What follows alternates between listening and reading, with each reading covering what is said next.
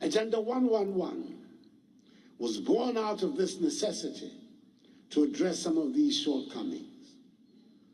At the normal rate of growth, we're not likely to make up the deficit in our health facilities infrastructure for a very long time. Hence the need for a special dedicated program of infrastructural development.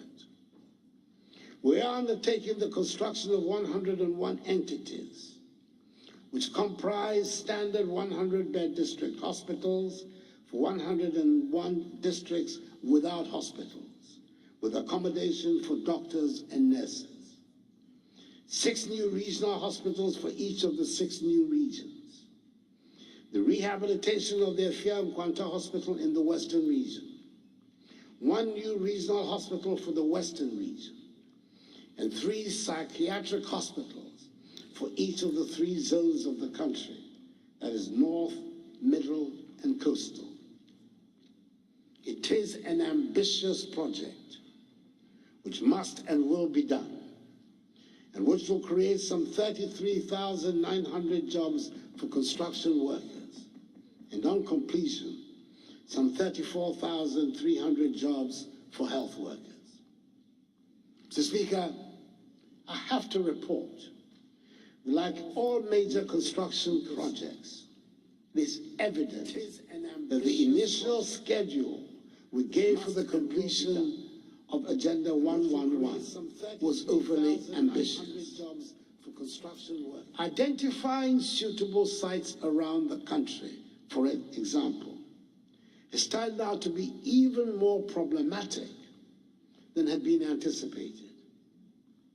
I am now able to say that a great deal of the preparatory work has now been completed, and work has started at 87 of the 111 sites. I've been assured that preliminary work on the remaining 24 sites is ongoing. We have every intention of seeing this project through to its successful end, which will enable me to commission all 111 hospitals before I leave office on 7th January 2025.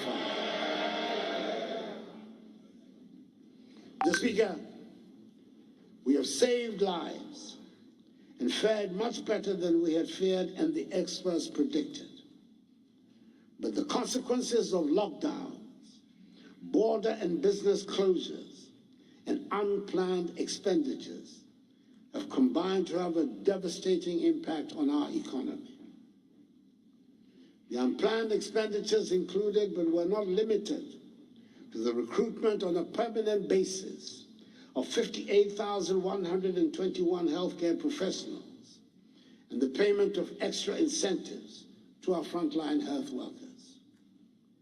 It took an unbudgeted 1.9 billion cedis to ensure that our children and teaching staff went back and stayed in school safely.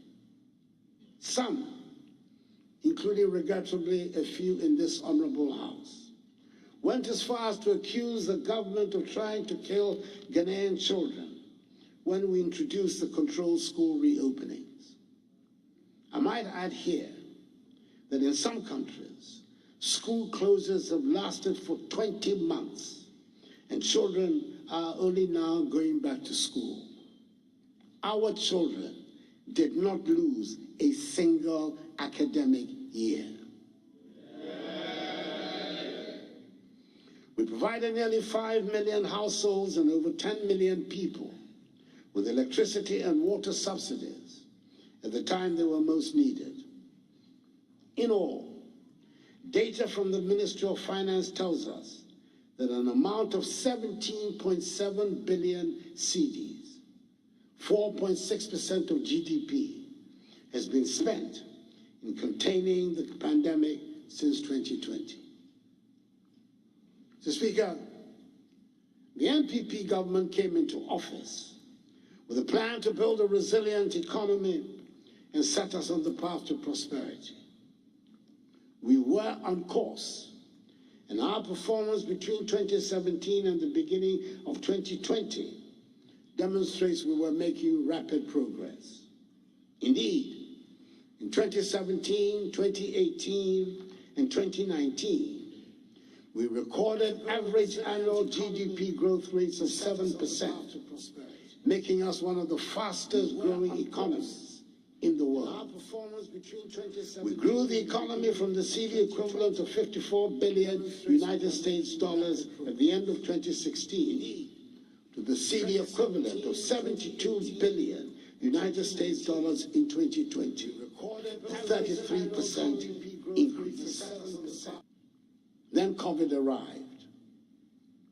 This is not something that anyone could have planned for, and the consequences are there for us all to see around the world. The big and established economies of the world have been knocked off their planned trajectory. Countries where budget deficits were unknown and prohibited by law suddenly had to accept huge deficits to underwrite social cohesion. The economic devastation of COVID has since the beginning of this year been further aggravated by the Russian invasion of Ukraine, which has worsened the economic outlook of the entire world. We in Ghana have not escaped this development, and the consequences are being felt in rising living costs at our markets and at fuel stations. The terrible events in Ukraine have a direct impact on our lives here in Ghana. Mr. Speaker, 30% of our wheat, flour, and fertilizer imports come from Russia. 60% of iron rods and other metal sheets are imported from the Ukraine. And almost 20% of Ghana's manganese is shipped to the Ukraine. The bombs might be dropping on cities half a world away, but they are hitting our pockets here in Ghana. Even so, we have managed to ensure that fuel supplies have not been disrupted, unlike in several others of the world. Difficulties we face, the raft of measures we're introducing to bring relief and restore us to economic growth. The measures that have been announced by the Minister for Finance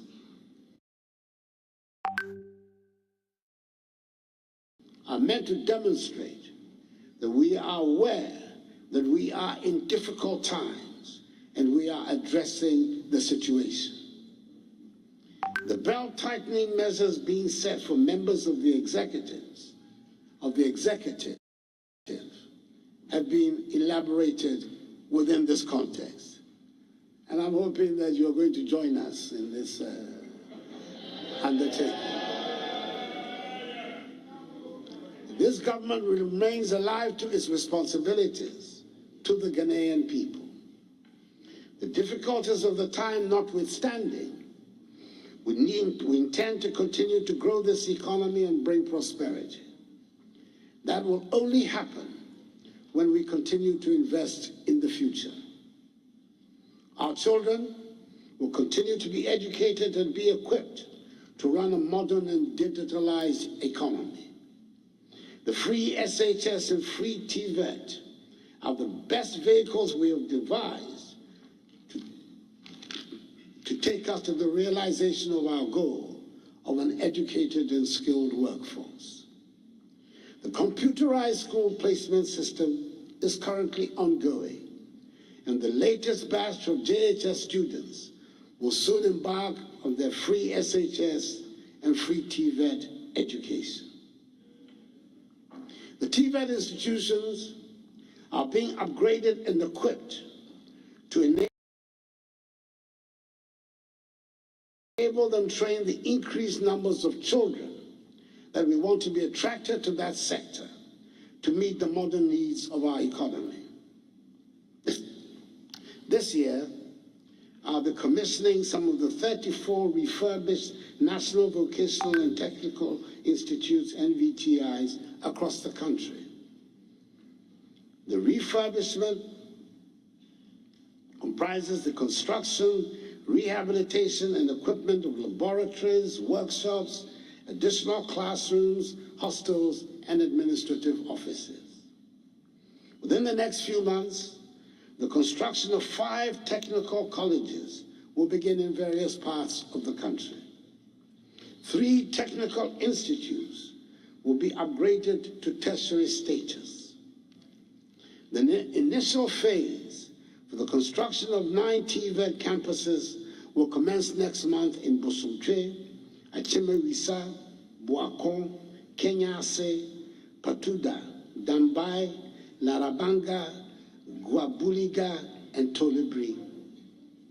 These campuses will have academic facilities, workshops, laboratories, hostels, and staff accommodation, and provide access for training. Government is in the process of securing financing for the construction of 5 STEM universities in 5 new regions, that is Western North, Savannah, Northeast, Ahafo, and Uti regions.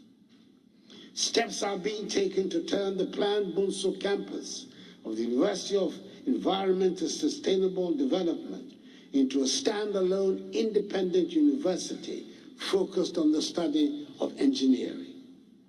Construction of this campus is set to begin within the next 3 months. Mr. Speaker, there is great potential for our people in the creative arts, fashion, and film industry. We want to unleash the creativity, enterprise, and innovation of our youth by giving them education and skills training in the creative arts. The Creative Arts Senior High School in Kwadaso in Kumasi, whose construction is currently 70% complete, will serve as a beacon for many young and talented people seeking a fulfilling career in this field.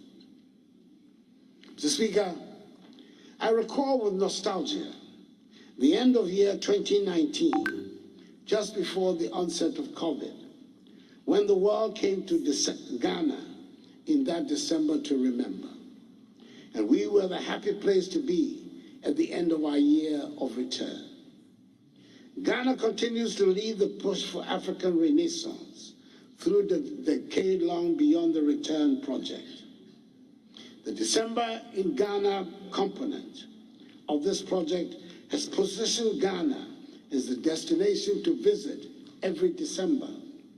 Last year, the country recorded some 623,523 visitors, up from the 55,108 visitors the year before, signifying a marked rebound of our tourism sector. We should recapture those glorious moments and build on them as we work hard to reclaim what we lost to the COVID years. Government is therefore undertaking a comprehensive renovation and modernization of tourist attractions across the country, such as the Cape Coast and Elmina Castles, Kwame Nkrumah Memorial Park, which will enable us to position Ghana as the preferred tourism destination in West Africa. Mr. Speaker, government is determined to make our country the place where hard work pays good dividends.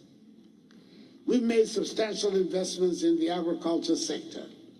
For example, because we recognize this is where a substantial number of our people make a living.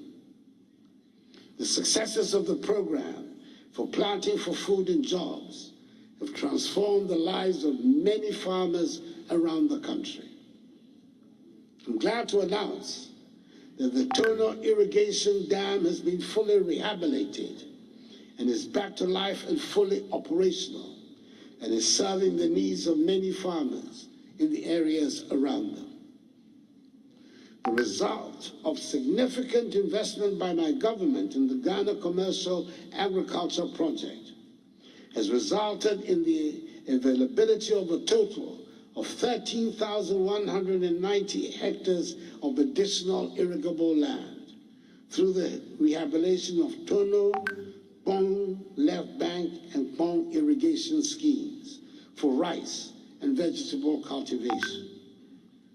Immediate benefits arising from the scheme include improved rice yields, increasing from 4.5 tons per hectare to 5.5 tons per hectare, leading to increased production and growth in farm incomes.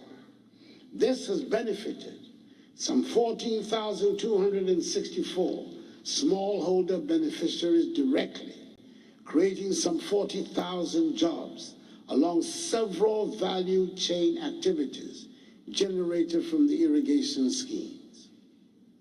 In particular, at the Pond Left Bank Irrigation Project, government through the Ministry of Food and Agriculture has recently engaged 9 large-scale investors in addition to smallholder farmers in the Pond Left Irrigation Project, who will be producing rice, maize, and vegetables on 1,300 hectares, using modern production technologies to achieve improved productivity and production within the next 3 months. Government has also invested in the vegetable sector through the Ghana Peri-Urban Vegetable Value Chain Project. We provided irrigation infrastructure covering a total of 541 hectares, which directly impacts vegetable farmers in the Greater Accra region. In addition to these farmers, we've also provided inputs and technical support to vegetable farmers at Hippo in the Volta region and Asokwa in the Ashanti region. The project has provided off-taker arrangements for both domestic and international markets. The construction of 80 warehouses with a combined storage capacity of 80,000 metric tons has been completed, and their entry into the food production chain is offering better protection to the harvest of farmers. There is no doubt that for the vigorous interventions we have made in agriculture in the past 5 years, which have made us more self-reliant in our food needs, our country would have been at much greater risk as the fallout from the dramatic worldwide increases in freight charges hit prices in our markets and on our supermarket shelves.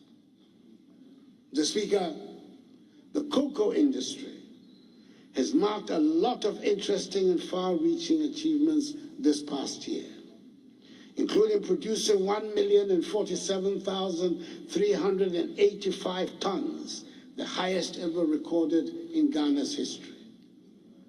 Together with our counterparts in Côte d'Ivoire, we have addressed the inequalities in the international marketing system of cocoa by paying a living income differential of 500 United States dollars per ton of cocoa to our farmers. This is a remarkable initiative that cushions the income of the Ghanaian cocoa farmer, the backbone of our economy. I want to draw attention to one other innovation in the industry that appears to be a small item. A non-adjustable electronic weighing scale has been introduced for the purchase of cocoa from our cocoa farmers. This scale, which was introduced at the start of the cocoa season in October, has been approved by the Ghana Standards Authority. It cannot be tampered with by purchasers. Not many people outside the cocoa industry will realize the significance of the introduction of this little bit of technology. But it brings to an end one of the main sources of distrust between cocoa farmers and officialdom. The age-old belief and suspicion that cocoa farmers are being cheated by tampering with the weighing machines has come to an end. The same use of technology to attract more young people into agriculture is continuing with the training of 537 youth in the production of high-value vegetables using greenhouse technology. 190 of them have been on an 11-month internship in Israel and they are back with a lot of enthusiasm. We are expecting great things from them.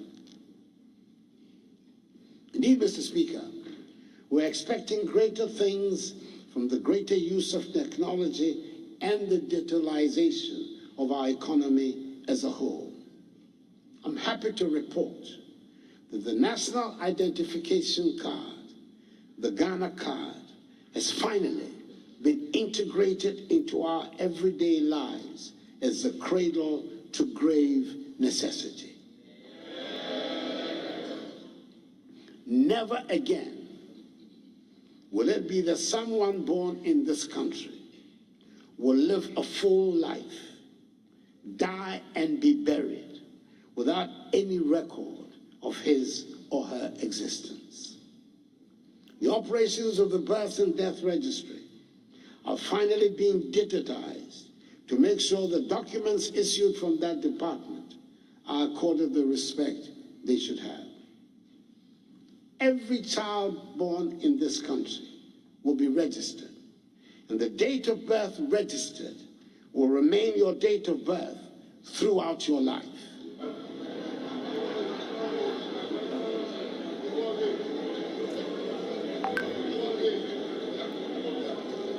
Mr. Speaker, there will be no school age, no football age, no SNIT age, and no official age. When we register for national health insurance, the details of our identification will be the same as the details on a driving license, a passport, and yes, on our tax identification number. Today, we all have addresses at which we can be identified, even if we live, unfortunately, for the time being, in a chaos. And when we die, that inevitable rite of passage will be recorded to mark the end of our life. Mr. Speaker, it is not enough that the state collects all this information. It is critical that every citizen is able to benefit from the digitization process. The benefits range from being able to give directions to our addresses for deliveries and being able to gain access to government services without having to go to the ministries. The Rural Telephony Project, being undertaken by GIFEC, is working to fill the void created by the telephone operators' inability or unwillingness to extend their services to areas they deem uneconomical to operate. It is important to extend basic telephone, voice, and data connectivity to every part of the country, so we leave no one behind. Mr. Speaker, I've spoken on other occasions about the digitization of port operations, or what we now call the paperless port. I'm glad to say that the initial problems have been largely overcome, and we're witnessing the advantages in faster processes at the port and less opportunities for corruption with the reduction of human interface. ICOMS, when it was introduced, provoked a lot of controversy. At the moment, we are seeing the benefits.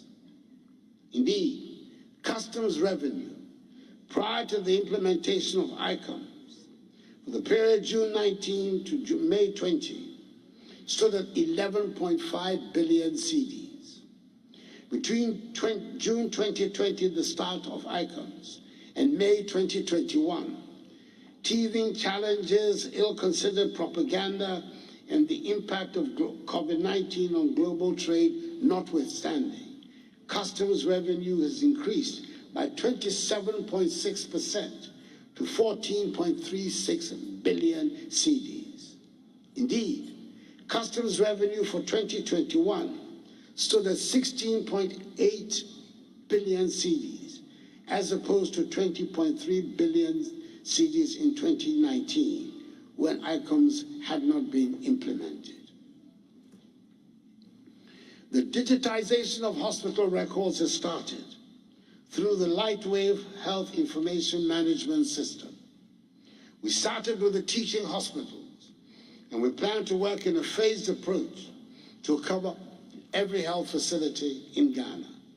I'm sure this will be a welcome innovation for all. We have learned the very hard way. The first step to prosperity in Africa is for our countries to trade among each other. It is the reason we campaign for and supported and proudly host the Continental Office of the AFCFTA. Trading under the African Continental Free Trade Agreement officially commenced on 1st January 2021, and Ghana was the first country in Africa to establish custom procedure codes to facilitate trading under the AFCFTA. We've established a national AFCFTA coordination office to facilitate activities.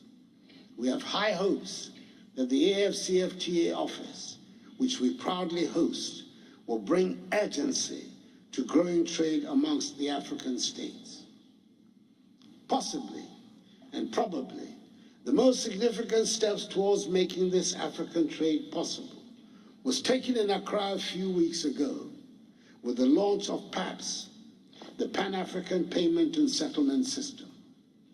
This is a leading-edge technology connecting African banks, payment service providers, and other financial market intermediaries to enable instant and secure payments between African countries. It means a trader in Ghana can order supplies in Kenya with cedis and buy it in Kenyan shillings and not have to go through dollars or euros or pounds sterling. This will simplify the historical complexities and costs of making payments across African borders and provide operational efficiencies to open up vast economic opportunities for all stakeholders. It means we have a simplified process that reduces the costs and complexities of foreign exchange for cross-border transactions between African markets and enables innovation in cross-border trade and access to new African markets. Mr. Speaker, if we campaign so hard for the opening up of trading among African states, we had better have something to sell. I'm glad to report that despite the adverse effects of the COVID-19 pandemic on firm-level production and productivity, as well as the disruption in global supply chains, the manufacturing subsector showed significant recovery last year. Manufacturing recorded an average growth of 7% in the first half of 2021, compared to 0.7% in the corresponding period in 2020 at the beginning of the pandemic. Our flagship One District, One Factory initiative is being implemented with business promoters being empowered and supported to establish new factories or to transform existing manufacturing enterprises to contribute significantly to job creation across the country. Mr. Speaker, through the 1D1F initiative, the Made in Ghana label is being stamped on a wide range of products proudly manufactured in Ghana. Out of a total of 278 1D1F projects at various stages of implementation in all the 16 regions, 106 factories are currently operational. 148 are under construction, while 24 projects are at mobilization stage.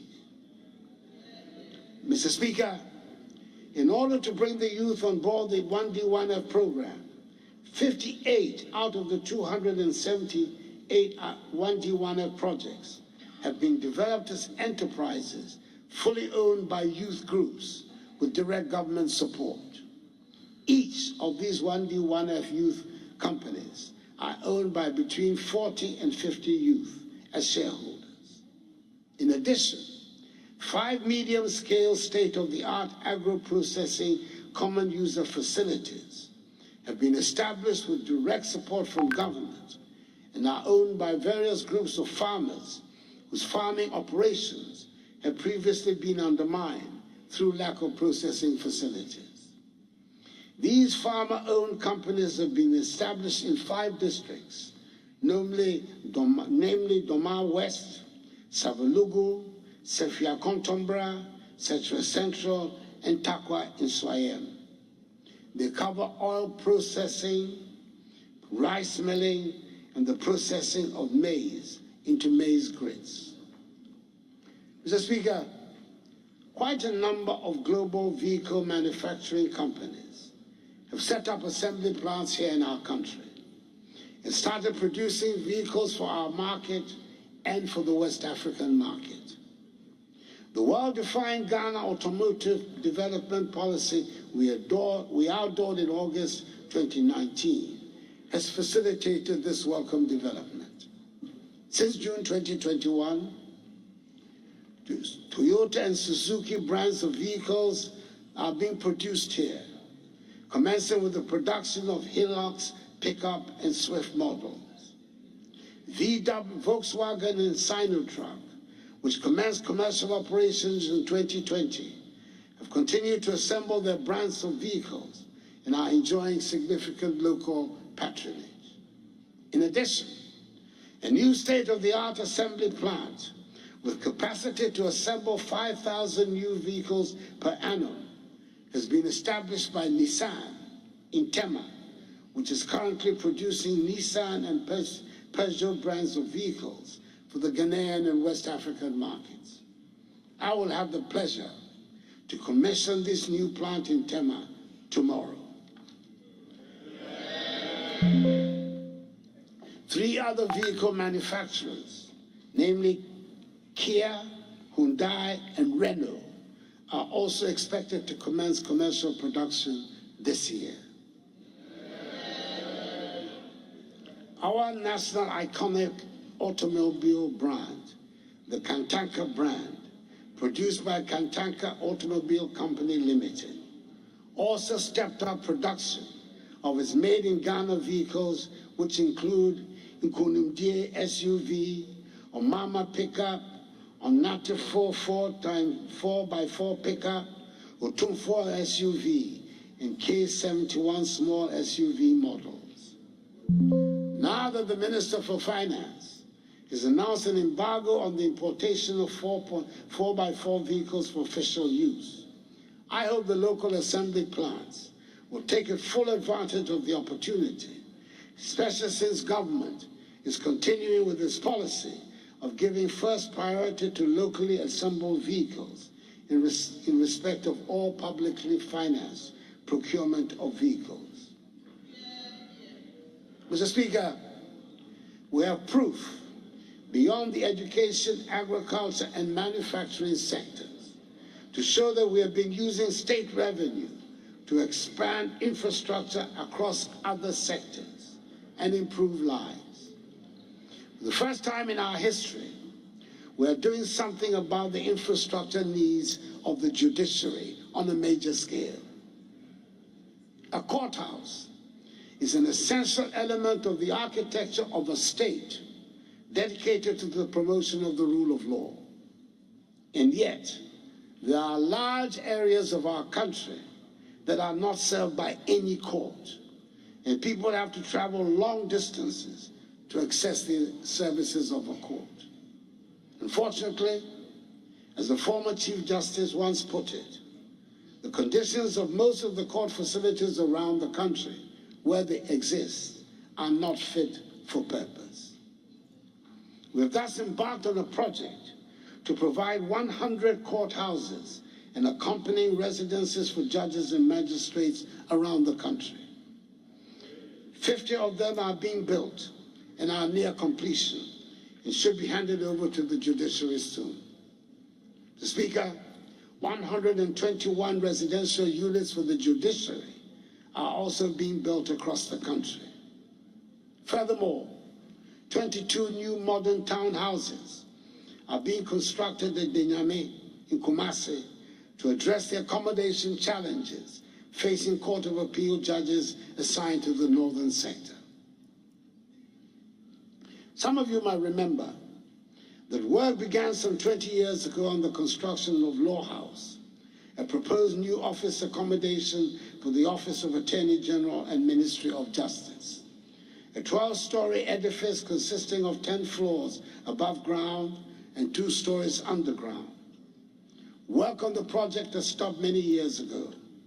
I'm glad to say that not only has the project been resurrected, I'm told it is expected to be completed by the end of this year.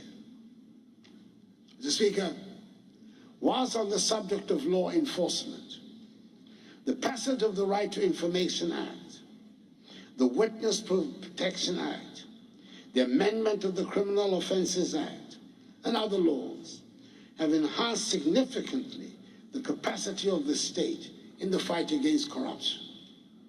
It is also an undeniable fact that budgetary allocations for institutions actively engaged in public sector accountability, that is the Office of the Auditor General, the Judiciary, Parliament, and the Ghana Police Service, have witnessed significant increases since I assumed office in 2017. Furthermore, we now have a new special prosecutor who appears to have all the wherewithal necessary to exercise vigorously the prerogatives of his office. Mr. Speaker, it is in the road sector that we have registered the greatest infrastructure achievement. I know that the word unprecedented is often used with careless abandon in our public discourse, but I use it carefully and purposefully. In the 5 years of my government, so far, more roads have been built, improved, and upgraded than at any equivalent period under any government in the history of Ghana. Some 10,885 kilometers of new roads have been constructed in these 5 years. Let me mention, Mr. Speaker, that yesterday it was my honor and great pleasure to have commissioned the Tamale interchange.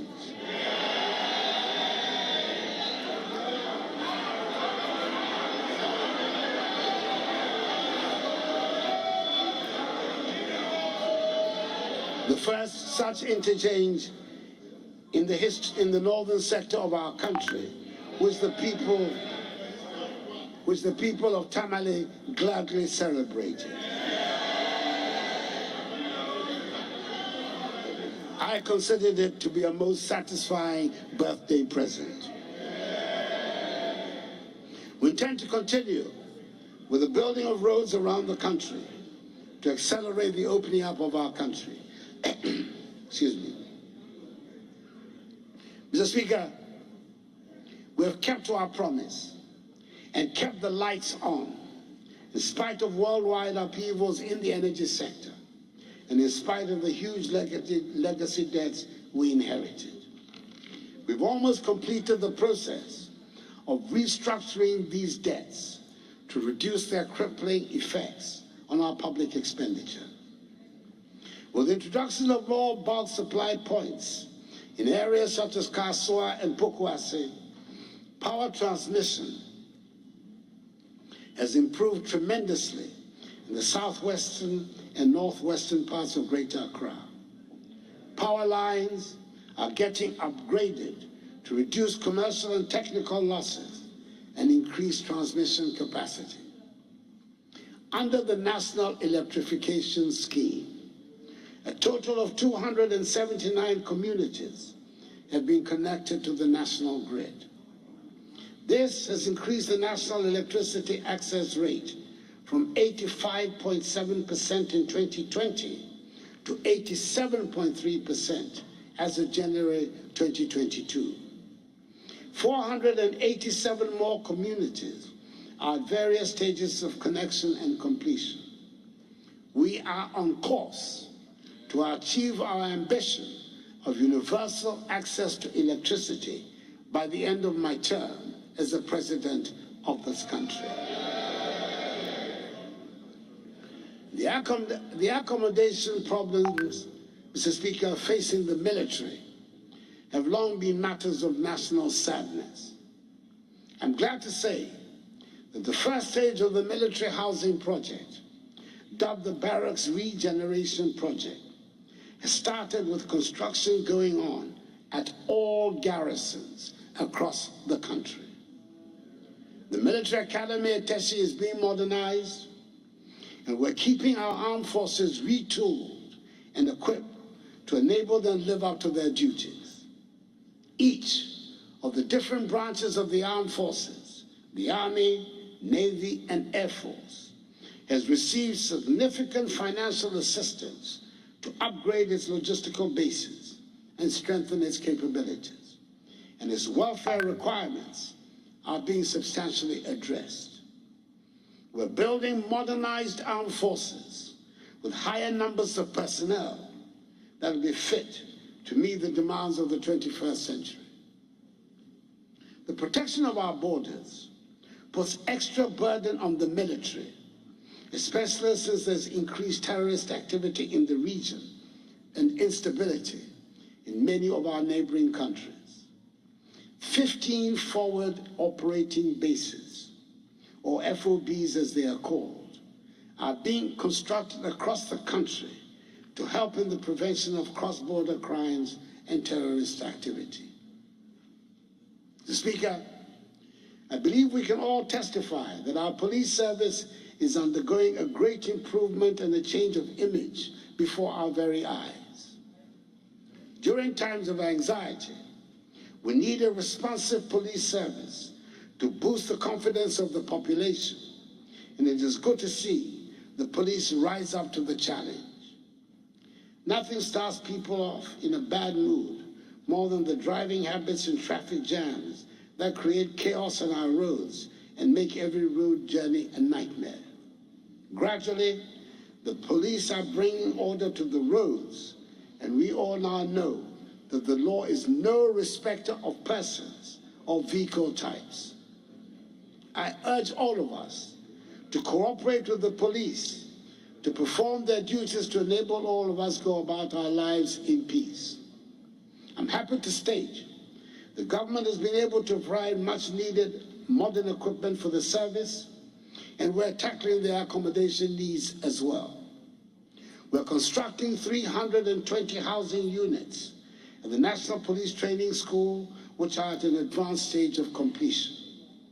Work is also going on the construction of a huge barracks complex at Kwabinya to replace the one adjacent to the VLA at 37, where the conditions of living are poor. Mr. Speaker, together with the implementation of a number of operational and personal welfare interventions, the morale of police officers has received a considerable boost. And today, public-focused intervention instituted by the Inspector General of Police have resulted in a better police-public relationship. The police service is gradually regaining the trust and confidence of the public under the leadership of its new Inspector General of Police.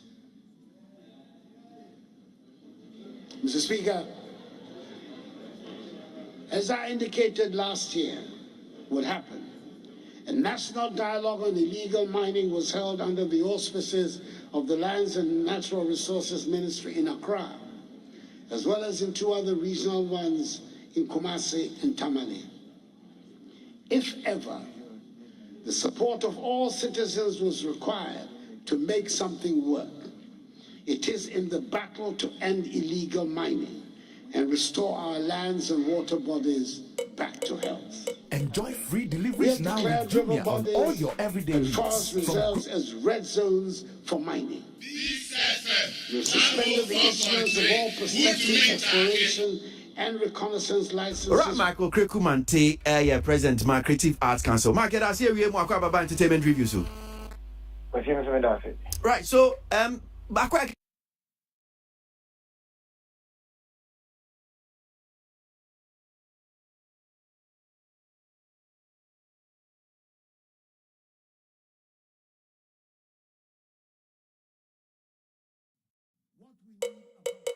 Enjoy free deliveries now with Jumia on all your everyday needs. To recognize that the degradation caused to the lands and water bodies by the illegal mining practices affect each one of us, and which all should take an interest to stop those involved.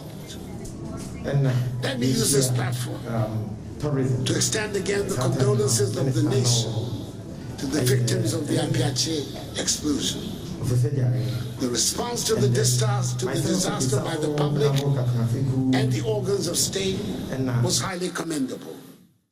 Government responded swiftly in the immediate aftermath of the incident by dispatching a high-powered delegation under the leadership of the Vice President to Apiache.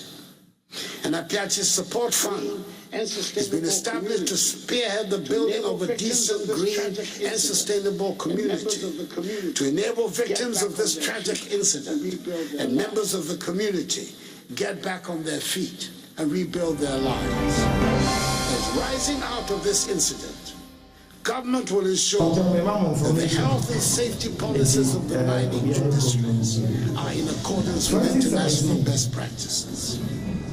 First month. As many people turned out to join in the exercise to plant trees, I urge all of us to continue to take care of what we planted to make sure that the 7 million seeds we planted, by 2 million more than the original target of 5 million, become full grown trees. To join in the great planet growing when it comes along on President for Creative Arts Council,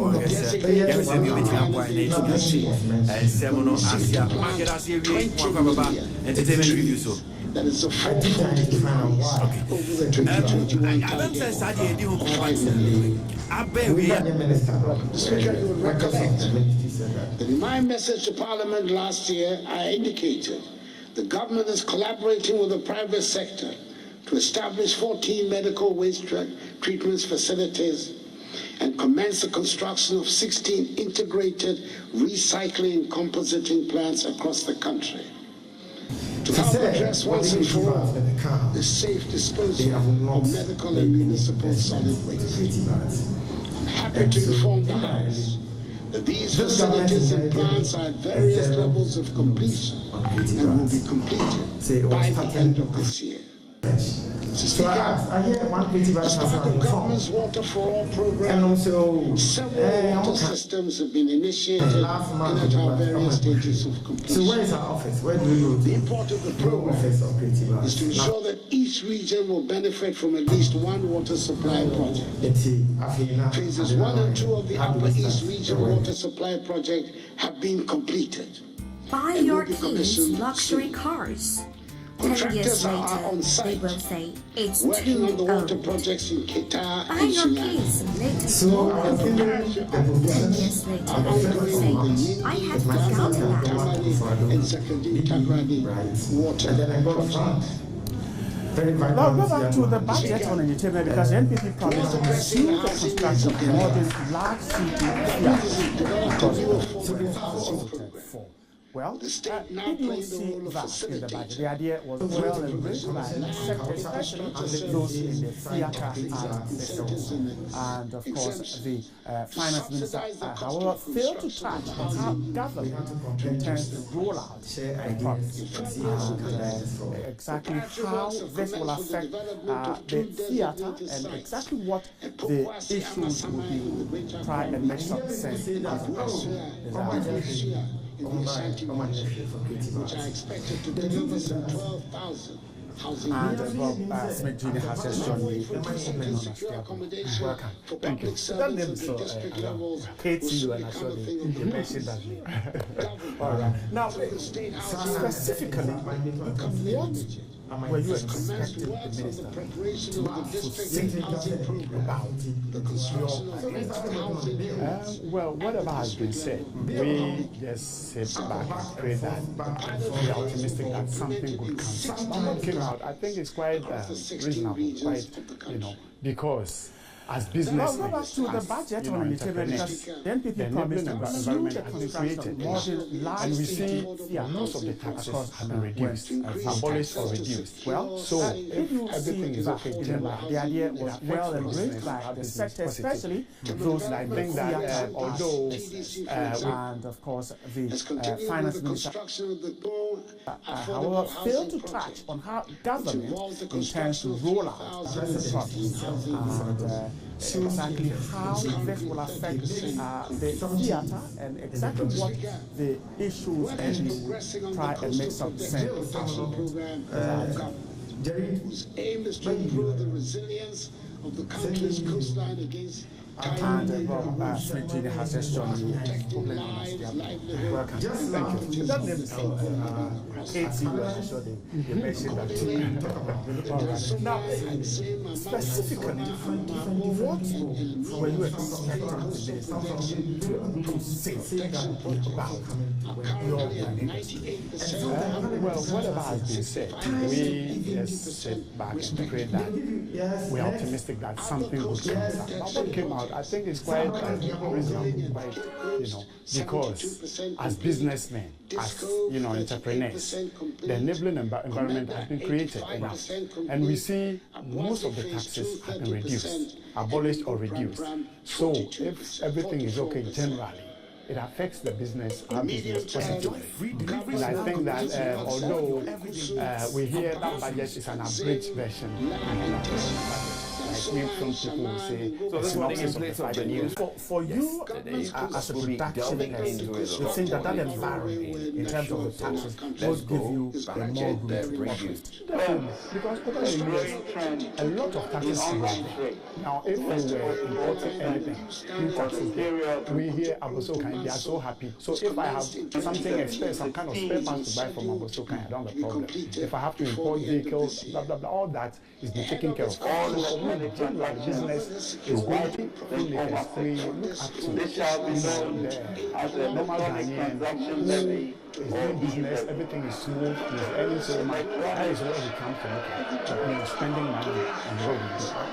Everything is fine. No Ghanaian or no other firm enthusiast will spend money because they think of what to eat. Electronic transactions, they are funded expenditure on most of the would you have to say that the very specific electronic mobile money payment, we've been dialoguing with bank transfers, and we know merchant payments, and e-mode remittances will be charged at an applicable rate, which shall be borne by the sender, and so we know that is going to work. And if we have to be borne by the recipient. Mr. Speaker, running it on all the 260 districts and simultaneously. And then again, if you're a filmmaker, you know that you're not going to check out all of the 100 Ghana cedis or less. And so for me, a lot of things are in it. Not just listening to budget and saying that creative art was not specifically treated, so something is short. We think that we are optimistic that the end of good things. And so in your dialogue with the minister, for instance, perhaps are you talking about this construction of theatres across the country? And this would have been okay or perhaps excited more if it had been specifically mentioned in the budget. I not necessarily the mentions, but like I said, it's a synopsis version, right? The version there. So this morning in place of the news, we're taking some highlights of the budget presented. And his daughter is also next people to it when it comes to delving into the creative arts. So these are things that very good bracket bringing some more of the analysis. 5 years is lovely, and I think business and the government is going to keep business of the digitization of Africa. Thank you. Data from the Bank of Ghana as well. A growing trend of the online challenge. The data shows that between February 2020 In February 2021 alone, Ghana saw an increase of over 120% in the value of digital transactions, compared to 44% for the period in February 2019 to February 2020. 1 billion apart from the convenience online trading offers.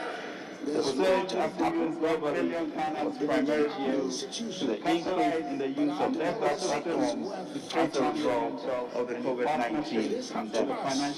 The total value of transactions of 2020 was estimated another 2,500 billion Ghana over the 3-year period, compared to 78 billion speaker in 2017, just 5 years. That will result in increasing money SME subscribers and active mobile billion Ghana money users over the next 3 years. Average rate of 18% and 16% respectively in an consistent 2016 and 2019 commitment in the next 3 years. Mr. Speaker, private sector has become clear that these over the next years.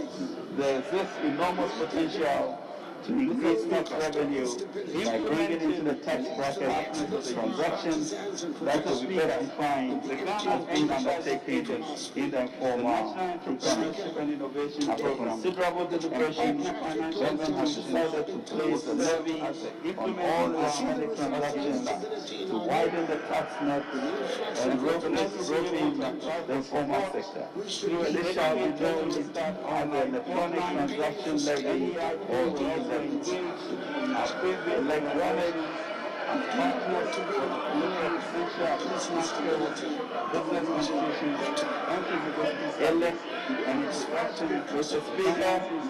electronic transactions of covering mobile money payments to the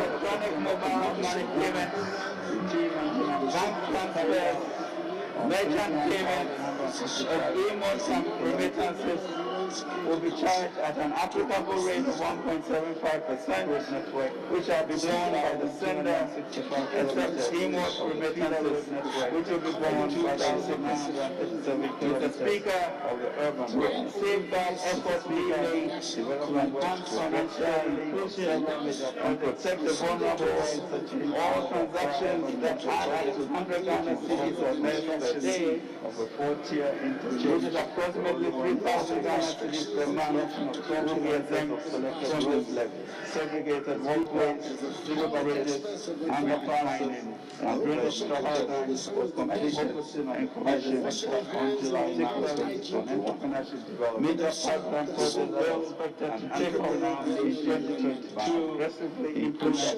programs that harness the majority of the young people to bypass project Kumasi Outer Ring Road, the Great Metropolitan Road, Oyibi-Dodua, Somenya-Kuse Junction Road, Accra, Ring Road, who address the challenges of existing in corridor roads, Solar War Road, construction of 5 interchanges in the greater metropolitan area, including Some as well as Memphis and Tase, Airport, Airport, and support the private sector.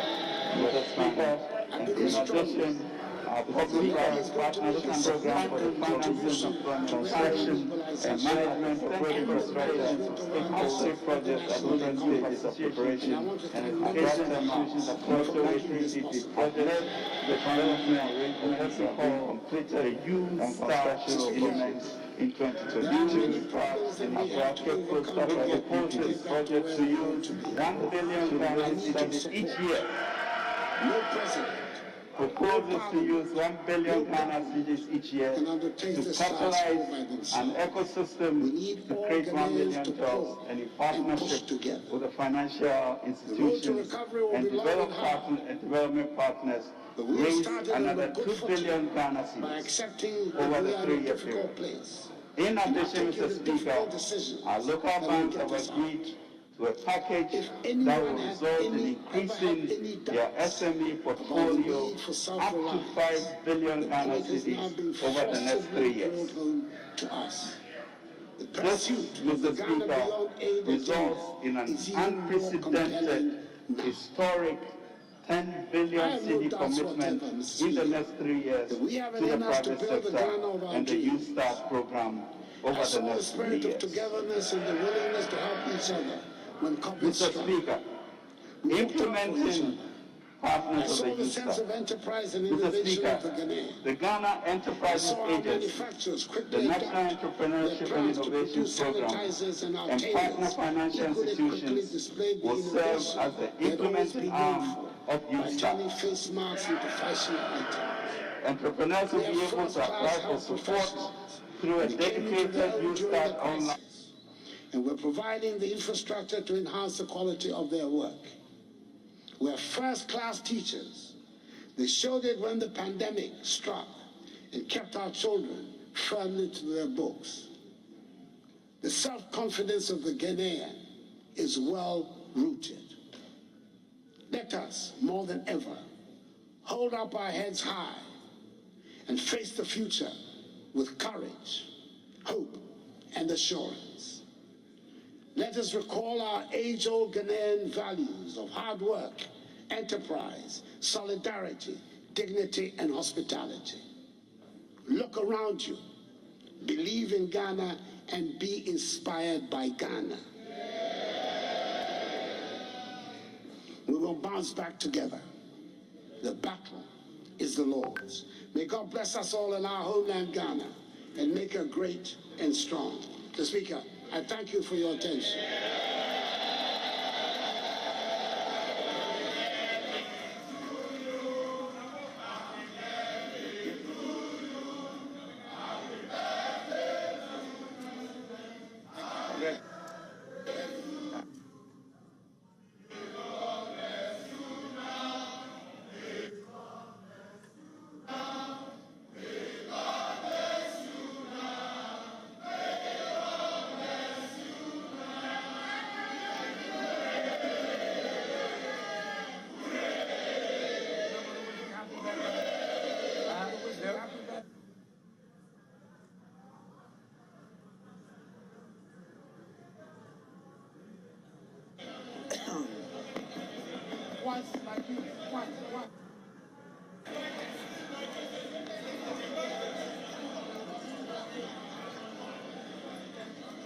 Honorable members,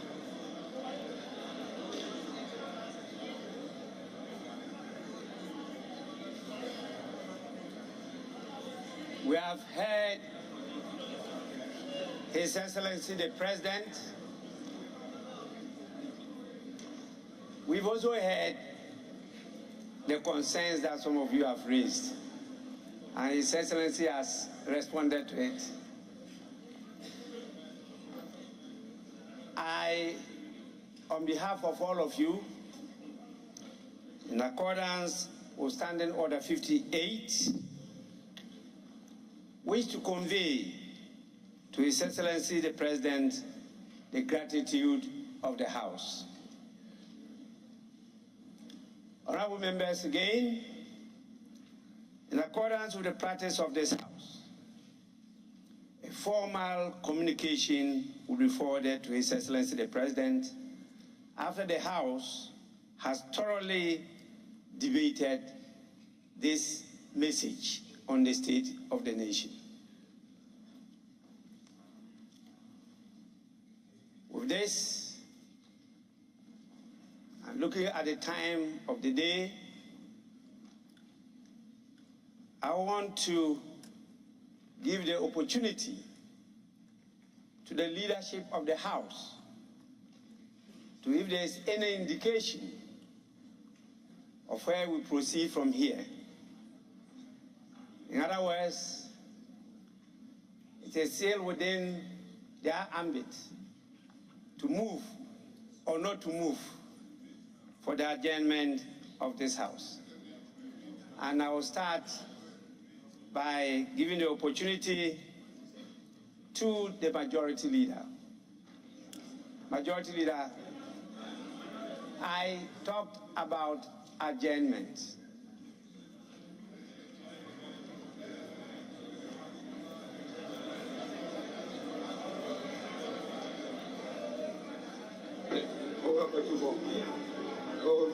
The Speaker, as you indicated, we've just listened to the President deliver a message on the state of the nation. It lasted for 1 hour, 8 minutes. Speaker, given the exigencies of times, it's intended for us to begin the debate on the message tomorrow. And I guess we'll push ourselves to possibly Saturday or so.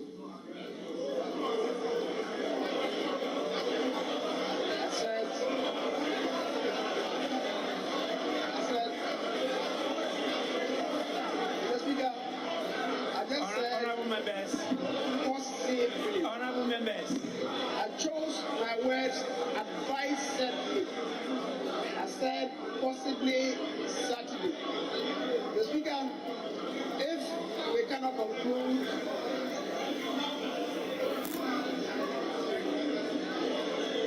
honorable members, if we can conclude on Saturday, possibly, we will take it to next week, at the day that the Business Committee shall appoint.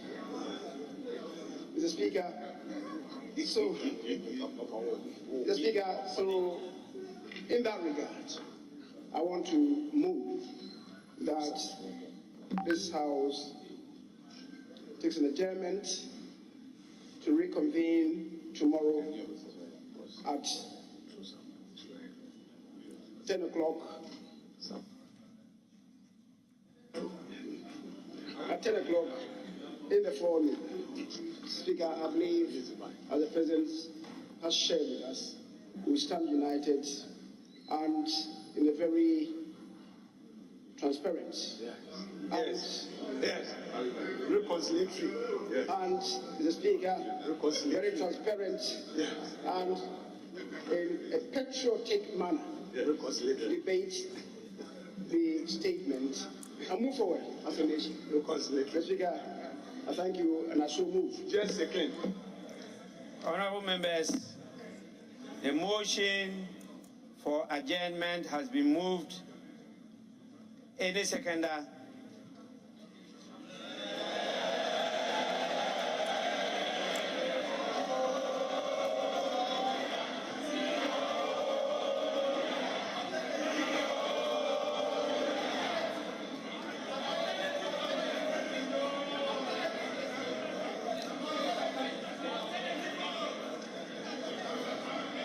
Yes, Minority Leader.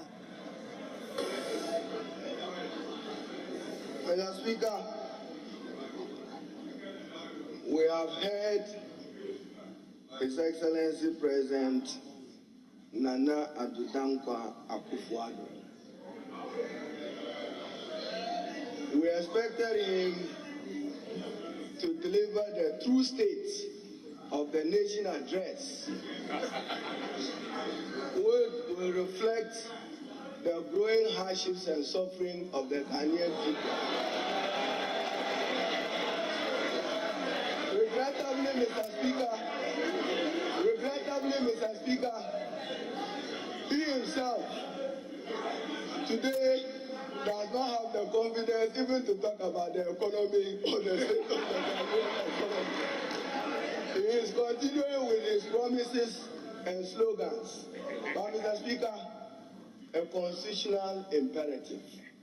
We are prepared and ready to debate them and to prove a credible alternative led by John Dramani Mahama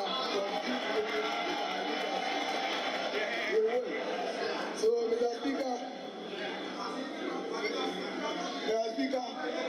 so with the present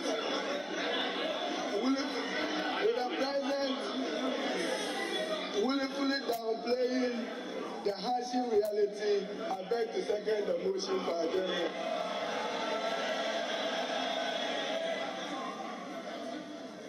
Honorable members. Honorable members.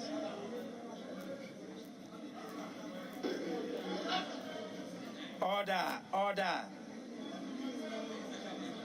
Honorable members, I can only enjoy the nostalgia of being a majority leader and a minority leader.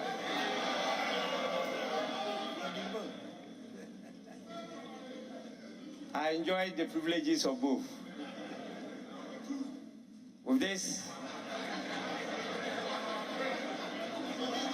I put the question. Those in favor of adjournment, say aye. Those against, say no.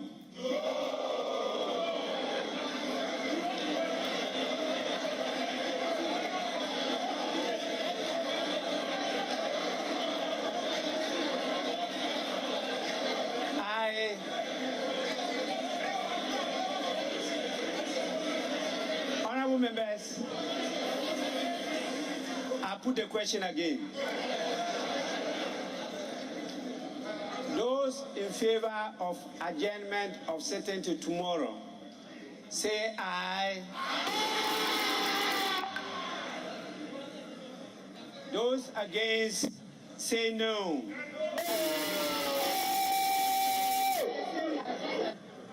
I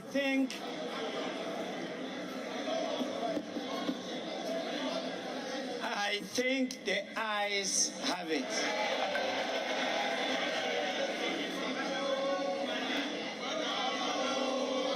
The ayes have it. The House is accordingly adjourned till Thursday, 31st March 2022 at 10 o'clock in the forenoon. The House is adjourned.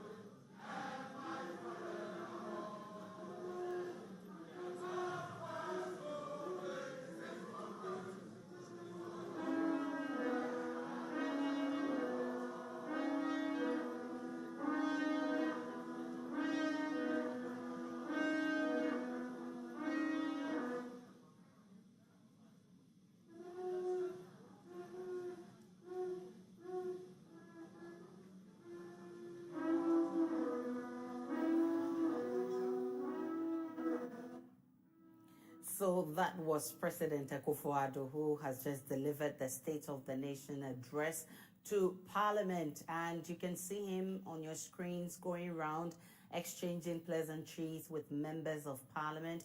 He started from the majority side of the House. He's now speaking with minority members. You have the leadership in front. He's currently talking with Collins Dauda. That is the Majority Chief Whip, Muntaka Mubarak. Haruna Idrisu is just there by him. And you just saw how the House received the president after the State of the Nation's address. While the majority think this is unprecedented, the minority says that wasn't the true State of the Nation delivered by the president. Let me just run you through a few of the issues raised in that State of the Nation address. The president began by congratulating and cheering up the Black Stars for their performance yesterday. He spoke about COVID-19 and how it has wreaked havoc in the country. He said that even the richest economies were unprepared for COVID-19. He spoke about how we have managed the pandemic. He said our management of the pandemic has been exemplary. He spoke about the number of Ghanaians we've lost to the pandemic. This is the whole layout over here, the staff block, and then the administration and library. That's the project contractor explaining to the Education Minister the state of the Creative Arts Senior High School. Launched in 2016, construction is progressing to